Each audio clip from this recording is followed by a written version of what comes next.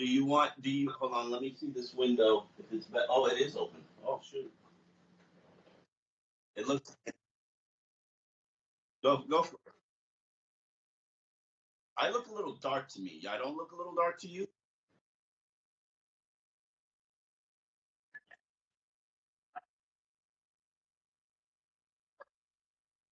Okay, cool. Yeah, you look fine here. All right.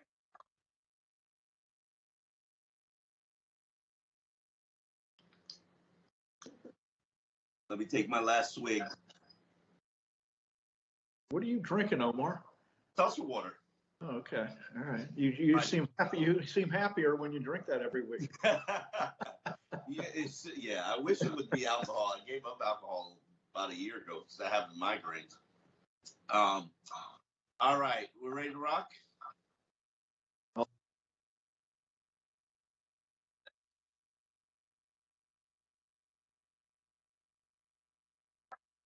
One, two, three, four, five. 1, 2, 3, 4, 5. Yep.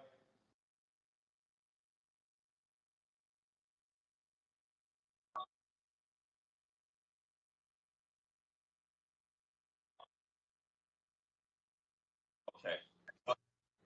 All right, I'll talk loud.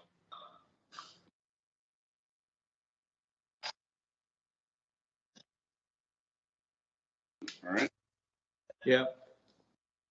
Yes, sir.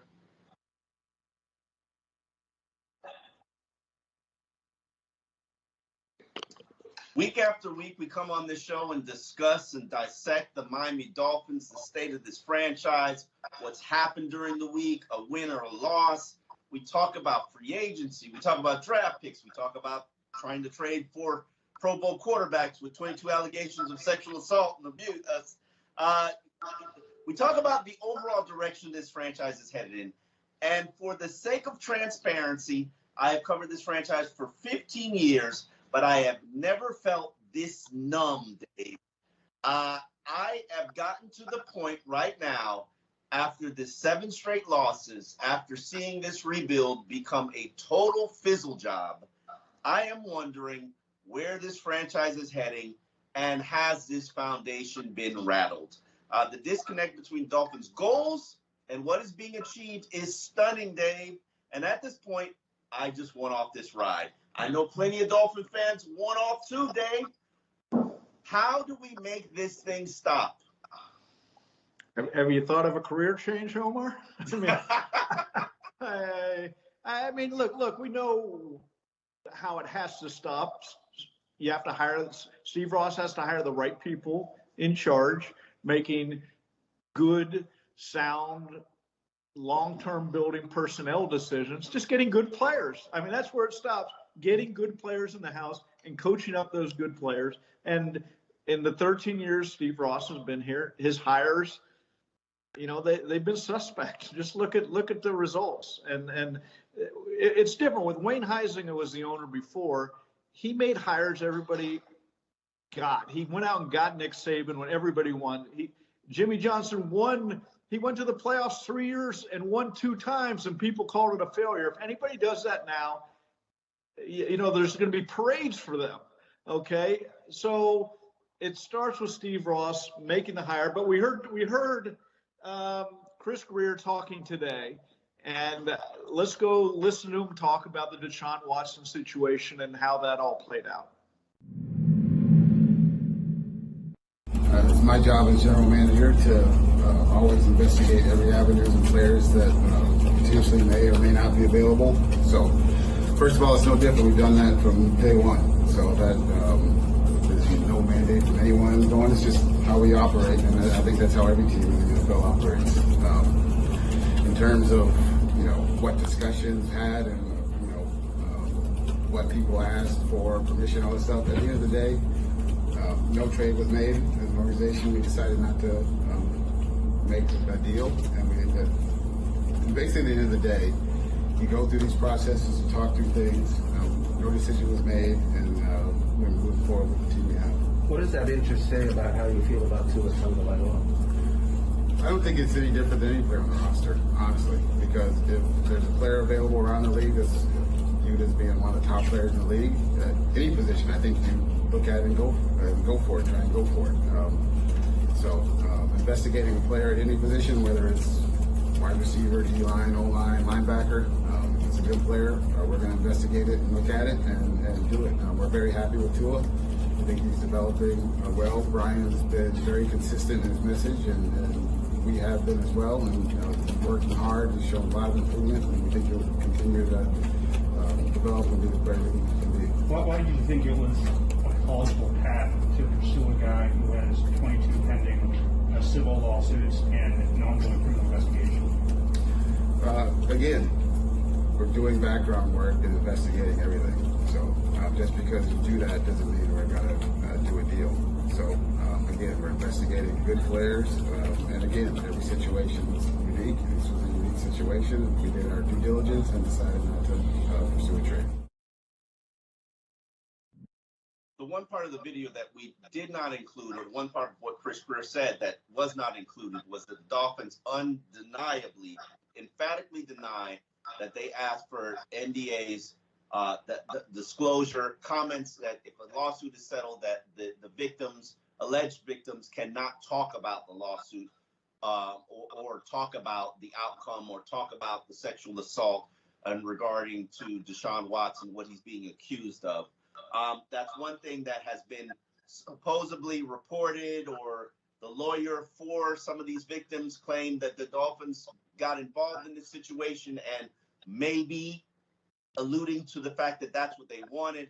The Dolphins are emphatically denying that they had nothing to do with requesting or speaking to. What the Dolphins did want, it seems, is for the legal situation to be resolved, which I think is a reasonable request.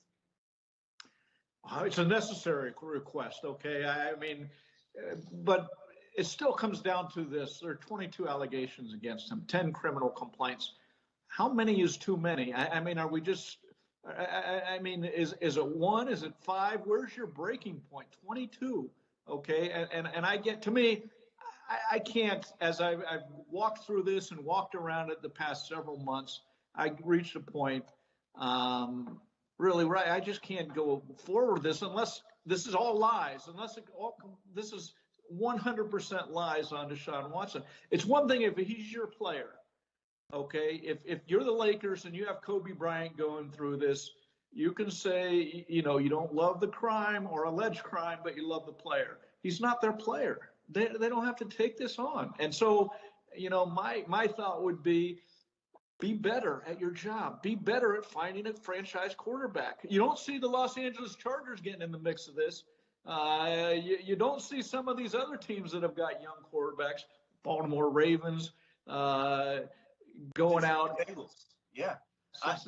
You don't see them getting in the middle of this. And part of that, the quick answer is Deshaun Watson doesn't want to go there either. Okay. He's naming the Dolphins as the team he wants to go to. You did see the Philadelphia Eagles. You did see the Denver Broncos. You did Carolina. See the Carolina Panthers. Here's my thought process, and we'll discuss Deshaun Watson and what this means for Tua a little bit later in the show. But he will play in the NFL again. He will, you know, be in an image remake mode.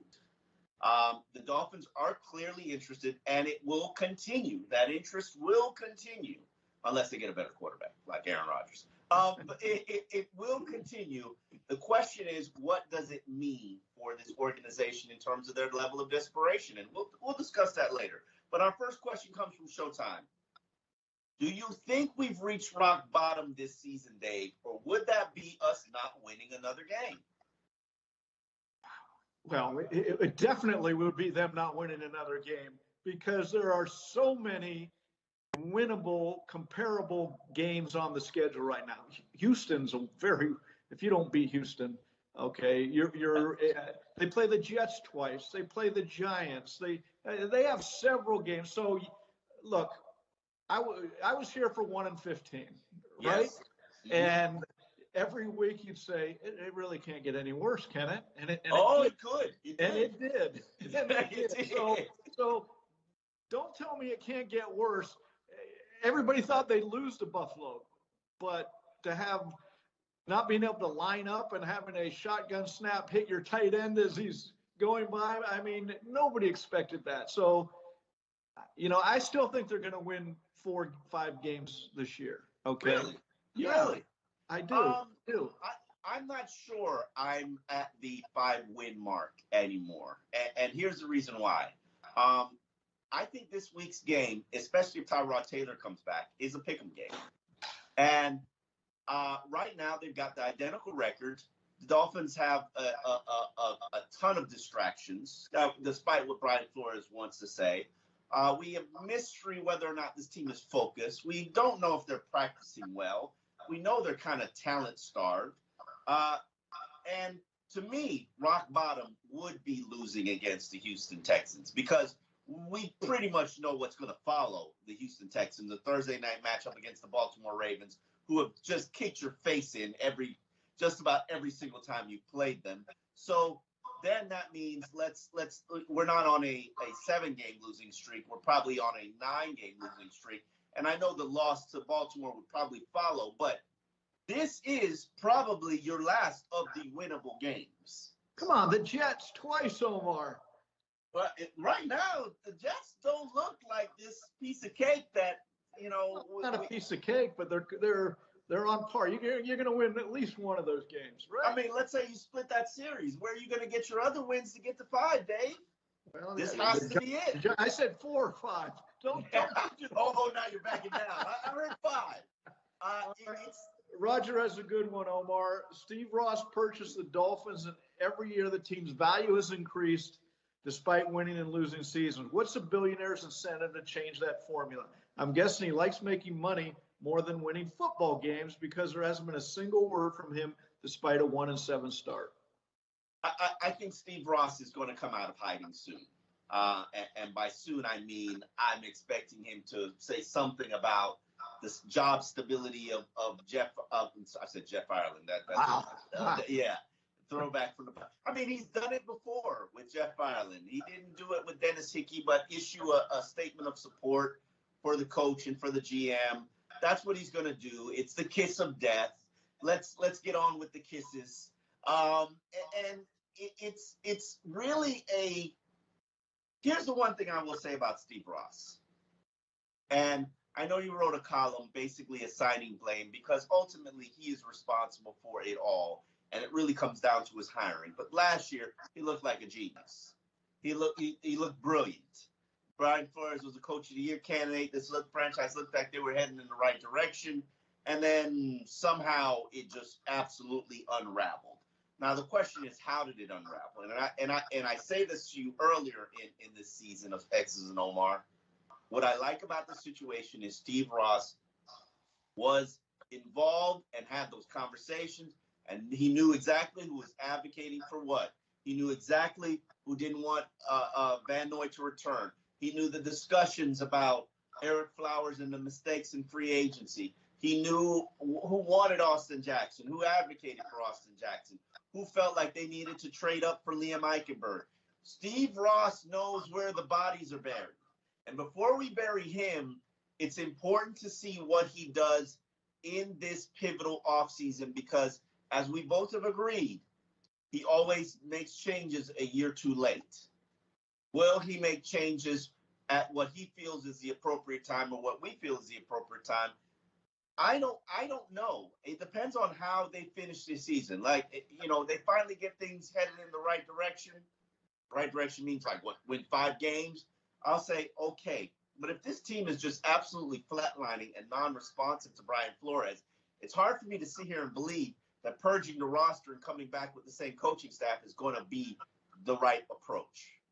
Yeah, and you know what? In fairness, we haven't seen this team give up. The question a few weeks ago, have they given up on Brian Flores? They're playing close games. They're playing hard. They're just not very good. Now, back to the question, which was about Steve Ross. He likes making money more than winning football games. That's really – let's get a handle on who Steve Ross is. When he was first named owner, I 2 trips to New York, I went to his office, and he pointed across Central Park And he said, I used to have an office there, and I looked at this building, and I imagined what I could build there. Okay. He's looked down at the Dolphins organization when he bought the team and imagined what he could build here. Okay. Now, it's been a disaster. Okay. But let's not think he needs more or wants more money. I mean, he obviously likes more money. He likes more money. They all like making money, just like we do, no matter how much you have of it. But he's in this, believe it or not, he's in this to win.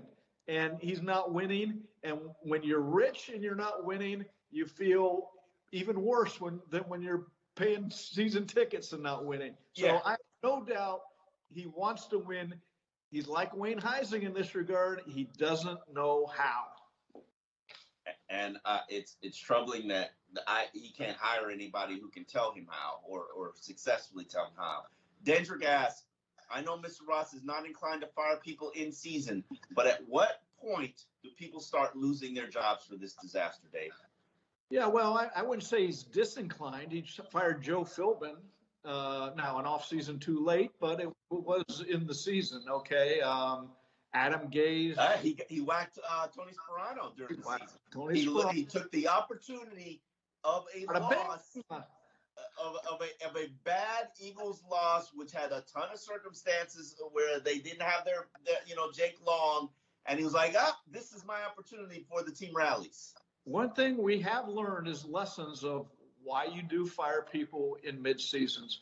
And part of it's, if you're Joe Philbin, it's because you should have been fired the season before, as you alluded to. Now, the other part of that, as you get later in the season, you want to be first in line for the guys who will be hired.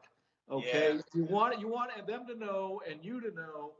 Okay, we're coming after you and all that. Now, does that matter? I don't know, but that's one of the reasonings for doing it. I'm not a big fan of firing people in the middle of the season. I mean, it isn't like you're really helping out that season at all. You're just, the only thing you're doing is setting up for the off season. And you'd be sabotaging your team's chances of success. And considering the Philadelphia Eagles own the Dolphins' first-round pick, there's really no point in that right now. I do want to tell you an important stat that I've been keeping track of, and every time I share it in Twitter land, Dolphin fans get angry, Dave. I get angry, Omar. I get angry. Okay. Adam Gase is 20-20 in his first 40 games as Dolphins head coach. Joe Philbin was 20-20 in his first 20 games as Dolphins head coach. Tony Sparano, 22-18 in his first 40 games as Dolphins coach. Brian Flores is 16-24 in his first 40 games as Dolphins head coach. Explain that to me, Dave. It's very simple. They all came in under different situations, okay? In that Brian Flores, the strategy was we're going to tank. We all knew it. Everybody but Flores accepted it. And if he accepted it, he would have been in a much better spot today because he'd have Joe Burrow. Well, I mean, they might have blown that one too. They might have still taken to it. Who knows what would have happened there? But he went 0-7 to start his first year, 5 wins. You know, I mean, that's the simple explanation, but you're not. But hold on. I don't like that explanation from this standpoint. Who inherited a worse team when they became the head coach of the organization?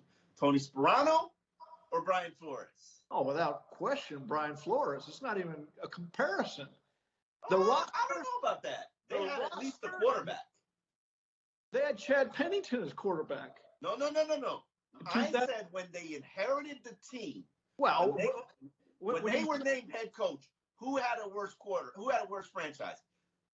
Brian Flores inherited Ryan Tannehill as his starting quarterback. Not to say that that's like a super impressive name.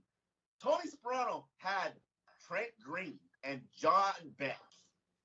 Well, how about when they lined up for their first game? How about we go there? Chad Pennington fell out of the sky. Well, that comes because of a lot of self-sabotage that the organization did for Brian Flores. Right. For the start of Brian Flores' career. Wait, you agreed with that plan. I did agree with that self-sabotage. Okay. I am guilty. I am guilty, Dave. Hit me with the scarlet to a letter. I am guilty. I'm not trying to do that. What I'm trying to say is when they went down that tanking road, Yes. it was with everybody, walking, linking arms and singing, "Oh, this is going to be wonderful," right? I mean, that's Tua is going to be our savior. That was the song we sang. And we were all wrong, Dave. We were all the tankers, we were all wrong. But I will say this. I do believe that Brian Flores did not inherit any worse team than what Adam Gase inherited, than what Joe Philbin inherited, and nor what Tony Sperano inherited. Do you remember that Baltimore game? That was it 59-7? Bro, there were 14 newcomers on the team that game. They'd been there for a week of practice. Right. So how are you comparing the rosters of? I'm comparing them to what they inherited. Now, the decisions that they made, which Brian Flores was in lockstep with these decisions, those are your choices. Yes, and he took the job knowing that this was going to be the plan.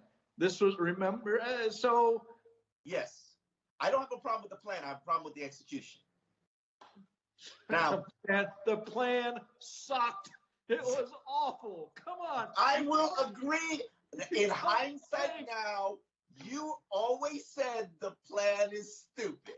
And I am going to give you that. And I don't want that. I'm not going for that. I just want everybody to see in professional sports, you don't tank to start a season. If the season develops that way, you have injuries and all that. And Andrew Luck's out there. That's a different matter.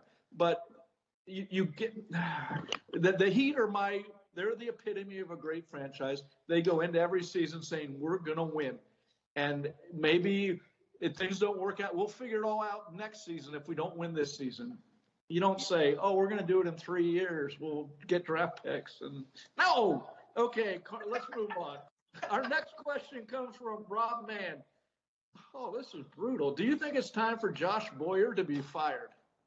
I don't believe that Josh Boyer, if I'm firing people, it's not going to be the defensive coordinator. It's going to be somebody on the offensive side of the ball because the defense, they are a laughing stock on offense. The defense is, look at last week. It kept them in the game. Yeah. I think this question is foolish. Yes, has the defense regressed? It has. Talent has regressed. Players aren't playing up to expectation.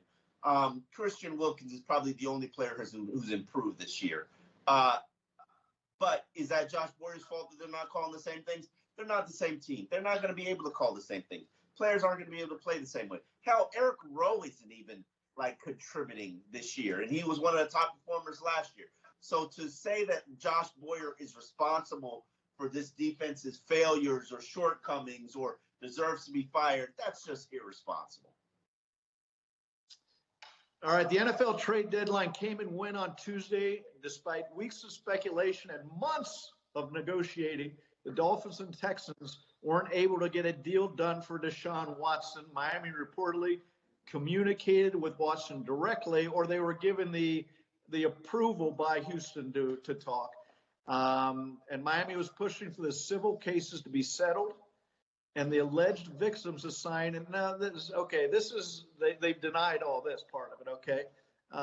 But Omar, how uncomfortable should all of this make Dolphin fans? They should be uncomfortable because of what's pending and what's still lingering out there. Now, I will say this, and I'm not making light of the allegations, but if the allegations and lawsuits and civil situations had resolved itself, let's say with a $10 million or $15 million settlement or $22 million settlement, and this is in his past, and Deshaun Watson is serving a 8-game suspension and is allowed to continue to play his NFL career the same way Ben Roethlisberger was able to play his NFL career, the same way Kobe Bryant was able to play his NBA career after some pretty nasty allegations and legal situations.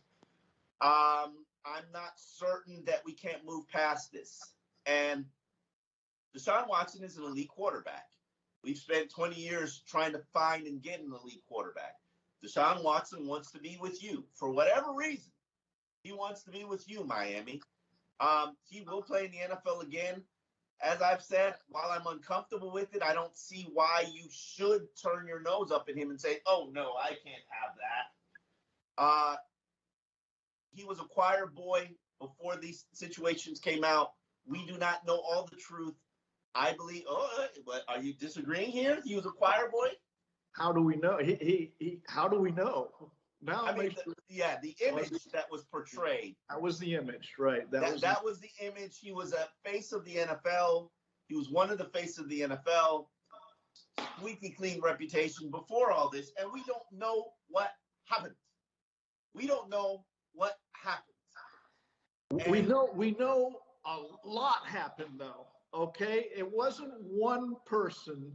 It wasn't 3, 22. Here's my question: do you even if half of them? What do you stand for? What do you stand for as an organization? That's what the essence of the question is. Okay, are you that desperate? Yes. That desperate? Yes. You're saying we cannot recognize a yes. At all? Yes, that is what we're saying. Yes. We could have Peyton Manning walk in here and we would not know if he's a quarterback or not in his prime. Yes, that's what they're saying. Until we're told he's a great quarterback. No, to me, what do you stand for? Is I just can't do this. As I walked around it and thought about it, and I get the Florida Panthers at a situation last week where their coach, basically brushed a sexual assault under the rug to nobody looked into it. He wasn't alone. It was several people in the Chicago Blackhawks organization. Then he lied about it when there was an investigation. And I started thinking, I don't like that. And the more I like to see the Deshaun Watson, I do not like this. I don't want my face of the franchise, and it will go away. I agree with you, Omar. And the more touchdown passes he throws, and he will, he is a great quarterback. Okay. He's a good quarterback. I don't think he was great. A great quarterback wouldn't have produced a 4-12 record. But I get your point. Here's my question to you. And I don't know where I sit in this. Where is morality? Where's the room for morality in sports?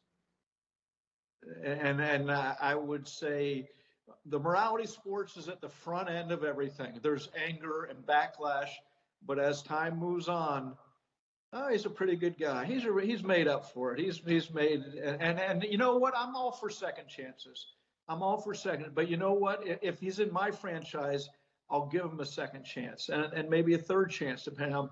But I'm not going out and saying, let's bring that into my franchise. Okay, that's just not. I'm going to have faith that I can find a quarterback. Are you really? Based on what?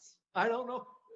Omar, look at how many great quarterbacks they passed on. You get the right guy picking the quarterback. Oh God, I've lost all confidence in anybody's ability here to make any decision that's important. They've earned no trust. All right, Omar, let's move on. Mike Wood wants to know, do you believe the lack of throwing the ball downfield or the absence of explosive plays is a sign there's bad schemes or lack of faith in Tua being able to deliver in those situations? I do believe that. I do believe that. Not only do I believe that, I've been told that. And I saw deep passes from Tua the first week of practice without pads. And yes, he's hit tight ends in the seam. If you look at Tua, and I hate to sit here and Flores addressed this today, and he doesn't want Tua to force these things. But the word is out. Tua throws between the numbers. Yeah. He does not throw outside the numbers. If you're a defense and you can stack inside the numbers and force him to throw big, and even if you blitz him and he can't make you pay, why would you stop blitzing him? And if you just look at what this Dolphins team added this offseason, Jalen Waddle, they have turned Jalen Waddle into, I don't even want to say Jarvis Landry, it's Devon Best. They have turned him into a possession slot receiver, and he's not even good at it. And that's the thing. if he's out there running option routes, like who beat them up from Buffalo? His name escapes me. McKenzie? No. The wide receiver. Used to play for Dallas. Oh, Cole Beasley. Yeah. If Jalen Waddle was running option routes and beating up a nickel cornerback like Cole Beasley's beating up the Dolphins, I'd say, you know what? All right, good utilization. The way they've used Jalen Waddle has been poor. Will Fuller, I have seen Will Fuller 5 times since the spring. My eyes have been placed on Will Fuller 5 times. Yes, I know he's got a horribly broken hand. Why can't he watch practice and actually act like he's paying attention to what's going on so that, hey, maybe he can walk through routes, and so that maybe one day when he's healthy enough, he can actually go in there and show that, hey, I can be that difference maker that can spread the field. Everything you've done as an offense has failed. Everything. Yeah, and that gets the question is essentially, when does bad drafting morph into bad coaching too? How do you separate the two? And this is with the offense, I'm at a loss because the drafting looks bad and the schemes and how they're used. That's been bad too. And then when you look at, they had 2 offensive coordinators at the start of the year, and neither of them was calling the plays. It was a first-time coach in the NFL, Charlie Fry. Now they also have all these draft choices on the offensive line, expensive, and they handed them to a first-time NFL offensive line coach. So is it bad drafting? Yes, it seems like it. Is it bad coaching? Yes, it seems like that too. And it's hard to separate. It's D, Dave. When you have a multiple choice question and there's an all of the above, you got to answer D. It's all of the above. What I don't want to hear is it's injuries, because I heard that from the Dolphins. Heard it today from Dolphins people that, boy, our receiving corps is really beat up, and I'm like, duh. What did you expect? It's their careers, every single one of them. But I agree, Jalen Waddle. I'd like to see him in space. That was the idea of getting him, right? It's not just space, it's run after catch. When do you see him catching the ball in stride? It's just horrible. But then again, you got to put some ownership on the receivers. They're not running the right routes. They're not lining up properly. And this is something that I've been kind of like trying to hint at. And right now, based on what you just saw on film, there's no denying it. I don't think they're having good receiving coach. The receiver coach is good either. But let's get to a question David Conti asked. This is an important question, and really it's what the final stretch of the season is about. What realistically does Tua need to do for the rest of the season to show he is the future for Miami? You'll know it if he shows it. It's pretty obvious. He'll start throwing outside the numbers. First of all, let's talk fundamentals. His offense will be lining up properly. Okay. I mean, I hate to put it in like yes, terms. Please do. We are. Okay. When your offense isn't lining up, when your tight end has to come over to another receiver and get them lined up, and then the ball hit. I mean, that's it. Look, I get it's not all on the quarterback, but you know what a quarterback does? It is his responsibility. He calls timeout and he yells, "Get your butt in gear, start lining up." I talked to their position coach. I talked to his position coach, Charlie Fry, and he admitted it is the quarterback's responsibility to get his team lined up properly. And there is concern about Tua and his preparation. I didn't get that from the quarterback coach, but there has been issues. Tua, admitted at the beginning of last season, he was not as prepared or understanding of the offense at a level that he should have been. And there is still concerns about that. But you know what? Sentinel should not be coming to Dave Hyde about me showing up for work late and, not doing my assignment, not turning in my assignment on time. Even though you are the lead columnist, I still have an accountability to do my job properly, and I'm not doing my job properly. Yeah, guys weren't lining up. Now, it's really hard to understand, in an NFL game. they after the game they talk about how loud it is, and we couldn't. And I'm like, it wasn't loud in Alabama. It wasn't loud. Look, it's loud everywhere on the road. Okay, by the NFL, you don't rely on that. Everybody knows what they should be doing. And if you don't, if there was confusion, as there were several times, the quarterback's got to call a timeout rather than have a disaster play. Yeah, yes, if you have timeouts, but also it explains why Isaiah Ford continues to be here and continues to contribute. Players have often praised him as the smartest wide receiver in the room, knows his assignments. And I'm at the point now where if you don't know what you're doing, which has often been the claim on Preston Williams, you shouldn't be out there and you shouldn't be on the field. Because at this point, if you can't get your job done, you're not helping. And there's so many people who are struggling to get their job done. I'm sorry, Brian Flores should not be playing them. All right, let's go to the next one, Omar. Dolphins want to know what current players would we use to build this franchise back up next season? What changes could be made to Band-Aid this season to get a win against Houston?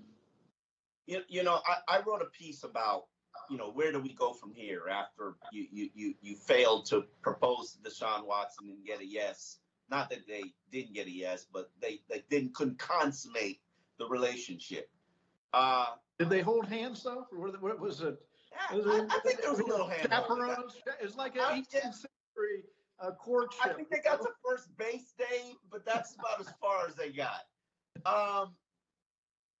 What current play? And I really had to do a deep dive and really assess what's salvageable for this team if we're going to rebuild, which clearly looks like another rebuild. And I know what Flores says about how he likes his team and how they're making progress and they're getting better and blah blah blah blah blah blah blah blah blah. Show me on Sunday. Javon Holland, Raekwon Davis, Jerome Baker, Robert Hunt, Liam Eichenberg. Those are basically the only pieces that I think are building blocks moving forward.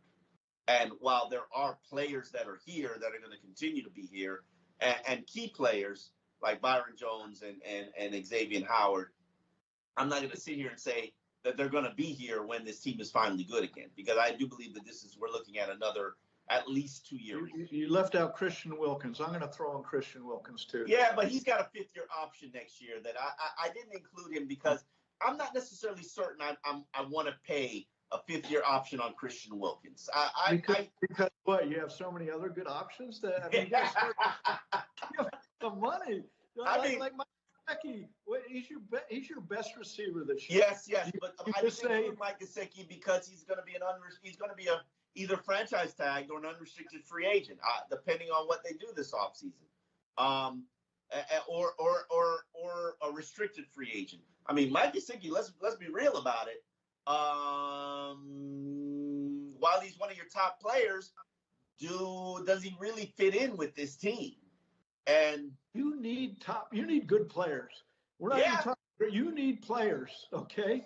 I mean, you go down that roster. And you say, everybody talks about they're in worse situation right now than they were 3 years ago when they had Laramie Tunsil, they had Minkah Fitzpatrick. Thank you. They had some talent on that. Hey, don't forget Ryan Fitzpatrick. Don't. They are in. And I asked Flores about that flat out. I'm not sure that this is a better roster than the team that you ended 2019 with. I don't see it, and that's the big problem right there. Yeah, it's been established that Miami is one of the NFL's bottom dwellers this season based on the team's performance in the win-loss category. The Dolphins provided the Indianapolis Colts and Jacksonville Jaguars their first win of the season, and this might be the probably last game that they're favored to win, Dave. I mean. Yeah, we could probably. The Jets. You're not going to give them the Jets game at home? I don't know, Dave. I don't know. That might be a pick'em situation. The Houston Texans and Miami Dolphins have an identical record. But the difference is the Dolphins aren't in a tear down situation where the Houston Texans are. How concerned would you be if this 1-7 Dolphins team lost to a 1-7 Houston Texans team? I mean, I really wouldn't be any more concerned because they have significant problems. If we're talking playing good teams, okay, they lose here. It really doesn't tell me anything that I don't know. They win here. It doesn't tell me anything I don't know. This is a game. If you're the Dolphins, you win to A, prevent further embarrassment, and B, to try to get a toehold back into a respectable season. I mean, that's really what we're talking about. I think it's important for player belief because, I've been here so long. When players start to feel like their coaches don't have answers to what the problems are, then they start to check out. And they have not checked out yet. They have not checked out yet. But I feel like they've requested a late checkout. You think like they're big Marriott Rewards members and they get that late checkout? Are they allowed to take a late checkout? Yeah, I mean, what's interesting is this team. There's a lot of people who have safety for now, whereas in the 2019 team, everybody was playing for their weekly paycheck. Everybody was playing for their NFL future. Do you feel like anybody here is playing for their NFL future or coaching for their NFL future? Omar, I think everybody is. Look at the young players. They cannot feel like they're making careers for themselves yet, right? I mean, do they know what's coming around the bend? If by yeah, I don't know. Excellent point. Yeah, I think there's enough. I see what you're saying. I'm not going to put it all on the players in 2018 when Adam Gase last year. Remember, I've told you this before on X's and Omar's. Adam Gase skipped a practice. He gave up on the team too. So that ain't going to happen this year. I don't want to believe that. Listen. Yes, that 2018 team, they quit on him. They quit. Both sides quit. But they quit because they didn't want him to be back. And they didn't want him to have success to be back. Because I don't think players, do they think that through that way? Oh, yes, they did. They flat out quit because they did not want him to return. Well, what? A lot of them didn't return either. No. And it's funny that a lot of the guys who didn't return were the ones that quit. And that was an indictment on Gase, which I understood. After so many weeks of being thrown under the bus, they were sick of it. But with Flores, and this is where I could give him some props and respect. He's worked very hard to circle the wagons, to rally the troops, to try to find solutions, to problem solve. It's just nothing is working. And my issue is, he talks about it, they began Takes No Talent. That was back when 2019 when they had no talent. Well, you still have no talent. And you're making mistakes. You weren't that error prone in 2019. The problem is you can't overcome these mistakes. Good teams can overcome the mistakes that they make because they have talent and they have the ability to beat the opponent across from them. There are very few players on this team where the person they're lining up against on the opposite side, they're more talented than. And I think that that's a fundamental problem. Do you think, let me propose this, Omar, do you think these are just the slowest developing draft classes in the league? No. A lot of players. I'm joking. Yeah, some guys are regressing. Some guys have just flat out proven that they don't have enough ability to do their job. And ultimately, I think some guys are in their head and they're lost and they can't find themselves. And, ultimately it's on a head coach and a coaching staff to get them out of that to get them out of there. And this coaching staff and this head coach has not been able to do that. All right, Omar, can you pinpoint any similarities that have led to the embarrassment both franchises have become, meaning Houston and the Dolphins? I think Houston would have had a better chance if obviously Deshaun Watson was their starting quarterback. It starts there. You can't win games with a rookie quarterback. An okay rookie quarterback. Dolphins proved that they can win games with a rookie quarterback, but they had a good supporting staff around them. To me, I just think it comes down to the decisions that you make as an organization to build your team in. And I don't like Houston's decisions. I don't like a lot of them. Not to say that Deshaun Watson is the smoking gun, but I just don't feel like Nick Caserio, who coincidentally turned down the Miami Dolphins for a GM job. Remember that? When was that? I've lost. When Dennis Hickey was hired, Ray Farmer turned him down. Nick Caserio turned him down, and then he was like, "Okay, Dennis Hickey's the guy." I try to expunge all this from my mind at some point. You can't get rid of it, huh? I can't get rid of it. It sits there. There was a long line of guys who told Steve Ross no to be his GM. We never ever got to the reasoning why. Bullygate just happened, and they said none of these problems have really been. I don't really trust what's happening in that organization. It's the people that a lot of people didn't trust the Steve Ross advisors. The advisors have since changed. Which I feel we're jumping from one fiasco. We can hopscotch all. Listen, it's all a fiasco, Dave. It's all. I mean, this organization now, and as much as I've excused it and said, they're not a dysfunctional organization, and remember when Chris Greer and Brian Flores were hired, what was said? The era of dysfunction is over. Yeah, you know what? And I would say during the Wayne Huizenga eras, there wasn't dysfunction. There was dysfunction one year when they went 1-15 with Cam Cameron. The rest of it wasn't dysfunction. I mean, it was, again, people wanted to hire Saban.